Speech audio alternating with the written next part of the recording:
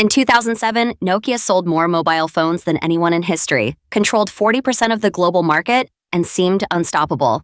5 years later, they were irrelevant. This is the story of how the world's most dominant phone maker missed the smartphone revolution and lost everything.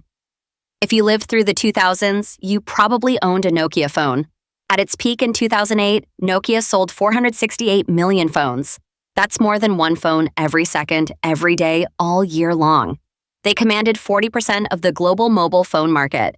Their brand value exceeded $35 billion. Nokia wasn't just the biggest phone maker. They defined what mobile phones were. Nokia Tune was one of the most recognized sounds on Earth. Their phones were legendary for durability. Drop a Nokia down the stairs, it would probably still work, but then something happened. In just 5 years, Nokia went from absolute dominance to near extinction. By 2013, Microsoft bought Nokia's phone division for just $7.2 billion, a fraction of its former value. Today, we're dissecting one of business history's most spectacular collapses. How Nokia missed the smartphone revolution, why they couldn't adapt, and the strategic mistakes that destroyed a giant. This isn't just about one company's failure. It's about how industry leaders miss disruption happening right in front of them. To understand Nokia's fall, we need to understand how dominant they actually were. Nokia's roots stretch back to 1865 as a Finnish paper mill. By the 1980s, they'd evolved into an electronics conglomerate making everything from rubber boots to televisions to military equipment. In 1992, new CEO Jorma Ollila made a radical decision: focus entirely on telecommunications. Nokia sold everything else and bet the company on mobile phones. The bet paid off spectacularly. Nokia recognized that GSM, the new European mobile standard, would go global. They invested heavily in GSM phone development while competitors stuck with older technologies. When GSM became the worldwide standard, Nokia had a massive head start. Their phones worked everywhere. They were reliable. They were affordable. By the late 1990s, Nokia dominated Europe and was conquering Asia, Africa, and Latin America. Nokia's success rested on several pillars: incredible distribution, operational excellence, consumer understanding, and brand power. The early 2000s were Nokia's golden age. They released iconic devices that defined mobile culture. The Nokia 3310, virtually indestructible and legendary for its battery life. The Nokia 1100, which became the best-selling phone in history with over 250 million units sold. The Nokia N-Gage, an ambitious gaming phone that failed but showed Nokia's willingness to innovate. The Nokia N95, their flagship smartphone with a 5-megapixel camera, GPS, and internet capabilities. By 2007, Nokia sold 435 million phones. Apple sold 1.4 million iPhones. Nokia made more profit in a quarter than Apple made in a year. Victory seemed permanent, but the ground was already shifting beneath them. January 9, 2007, Steve Jobs walked onto a stage in San Francisco and said, "Today Apple is going to reinvent the phone." Nokia executives watched the iPhone announcement. Their initial reaction? Dismissal. The iPhone was expensive. At $499, it had no physical keyboard. Battery life was poor. It couldn't send picture messages. The camera was just 2 megapixels while Nokia's best phones had 5. Nokia's leadership saw the iPhone as a niche luxury product for wealthy Americans. They didn't see it as an existential threat. This was their first critical mistake. The iPhone wasn't just a better phone, it was a different category of device.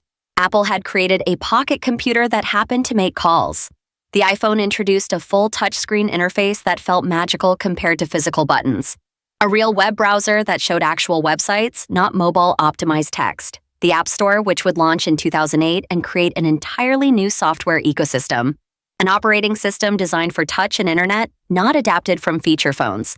Nokia saw the iPhone as a phone with extra features. Apple saw the iPhone as a computer that happened to be phone-sized. This philosophical difference would prove fatal. In September 2008, just 16 months after the iPhone, Google launched Android on the HTC Dream.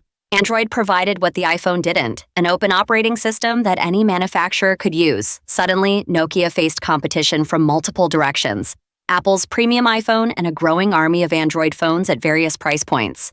Nokia's operating system was Symbian, developed in the 1990s for feature phones with physical keyboards and small screens. But Symbian was never designed for large touchscreens or sophisticated apps. Adapting it was like trying to convert a bicycle into a car. Nokia tried anyway. They invested billions updating Symbian, making it touchscreen-friendly, creating an app store. But Symbian remained fundamentally a feature phone OS pretending to be a smartphone platform. Developers hated working with Symbian. It was complicated, outdated, and fragmented across different Nokia phone models. Apps that worked beautifully on iPhone and Android were buggy or impossible on Symbian. By 2010, while Apple's App Store had 300,000 apps, Nokia's OV Store struggled to attract developers. Nokia didn't fail because they ignored smartphones. They tried to compete. But internal problems prevented them from executing effectively. Nokia's organization had become bureaucratic and siloed. Different divisions competed internally rather than collaborating. Hardware teams didn't coordinate with software teams. Product development that should take months took years. Decision-making required endless committee approvals. Innovation died in organizational paralysis. Former employees describe a culture where managers protected their positions by avoiding risky decisions. Nokia had invested too much in Symbian to abandon it. They'd spent billions. Their entire product line ran on it. Switching to a new operating system meant admitting Symbian was obsolete. So Nokia kept trying to fix Symbian even as it became increasingly clear the platform couldn't compete. In February 2011, new CEO Stephen Elop made a dramatic decision.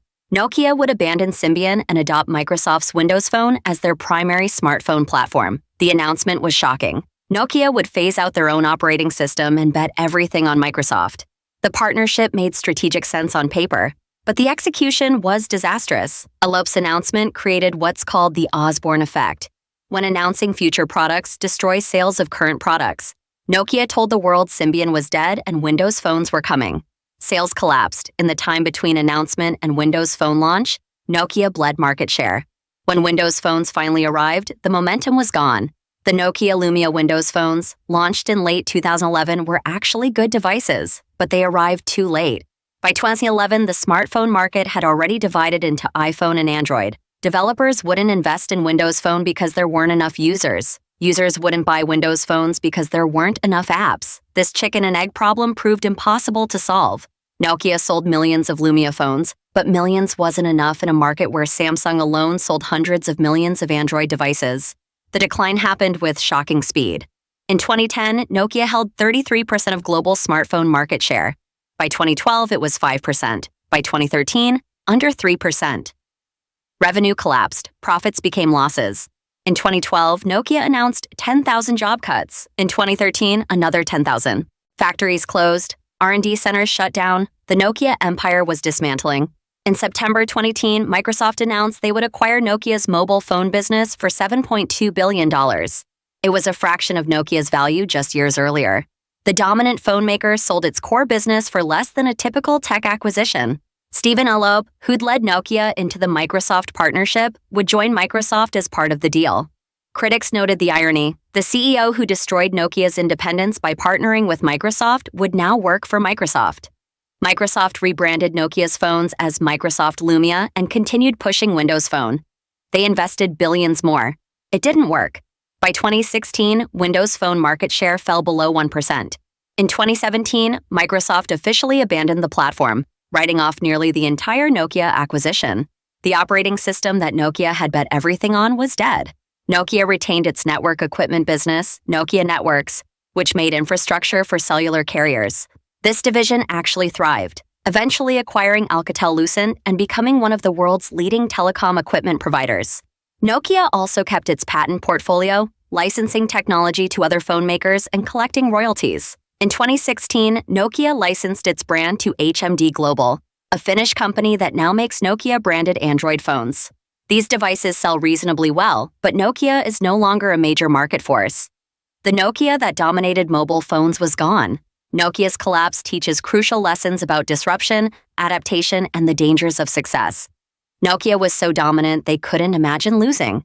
Their market share was massive. Their profits were huge. Their brand was loved. This success created complacency. Why change a winning formula? Why take risks when everything works? By the time Nokia recognized the threat, they were too far behind to catch up. In 2007, the iPhone looked like a toy compared to Nokia's phones. It was expensive. It lacked features. It appealed to a niche market. Nokia's mistake was judging the iPhone by current standards rather than understanding its future potential. They saw what the iPhone was, not what it would become. Disruptive innovations always look inferior initially. That's what makes them disruptive. Nokia developed strategies to compete with iPhone and Android. They had plans, resources, and talented people, but their organizational culture prevented execution. Bureaucracy, internal politics, restas, orasipas, risk aversion, and siloed thinking killed innovation before it could happen. Strategy without the culture to execute it is worthless. Nokia faced what Harvard professor Clayton Christensen called the innovator's dilemma. They couldn't abandon profitable products to pursue uncertain new products until it was too late. Feature phones generated massive profits. Smartphones were expensive to develop, initially less profitable, and cannibalized feature phone sales. Rationally, Nokia kept optimizing feature phones while competitors built the smartphone future. Nokia thought in terms of products. Make good phones that people buy. Apple and Google thought in terms of platforms. Create ecosystems that lock in users and developers. The App Store and Google Play became platforms that transcended individual phone models. Nokia never built a comparable ecosystem. In the platform era, the best product doesn't always win. The best ecosystem does. Perhaps most striking is the speed. In 2007, Nokia dominated. By 2013, they'd sold their phone business. 6 years. That's all it took for the world's leading phone maker to become irrelevant. In technology, dominance is temporary. Markets shift faster than ever. Giants fall not over decades, but over years. So what happened to Nokia? How did the unthinkable become inevitable? Nokia fell because they succeeded too well. Their feature phone business was so profitable, so dominant that they couldn't see the future replacing it. They fell because they confused current strength with permanent advantage. They thought their size and market share would protect them. It didn't. They fell because organizational problems prevented adaptation. Even when they recognized the threat, internal dysfunction prevented effective response. They fell because they underestimated disruption. The iPhone looked like a niche product until suddenly it wasn't. And they fell because technology markets show no mercy. Your past success means nothing. Your brand loyalty means nothing. Your billions in profit mean nothing if you build yesterday's product in tomorrow's market. Today, Nokia exists as a network equipment company and a licensed brand name. They're profitable, they're stable, but they're not what they were. The phones that once dominated the world are museum pieces. The market share is gone. The glory days are history.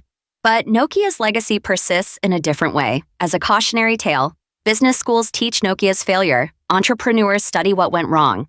Tech leaders use Nokia as shorthand for missing disruption. Don't be the next Nokia has become a corporate warning. The lesson is clear. No matter how dominant you are, no matter how successful, no matter how loved your brand, you are one innovation away from irrelevance. Adapt or die. Nokia chose wrong.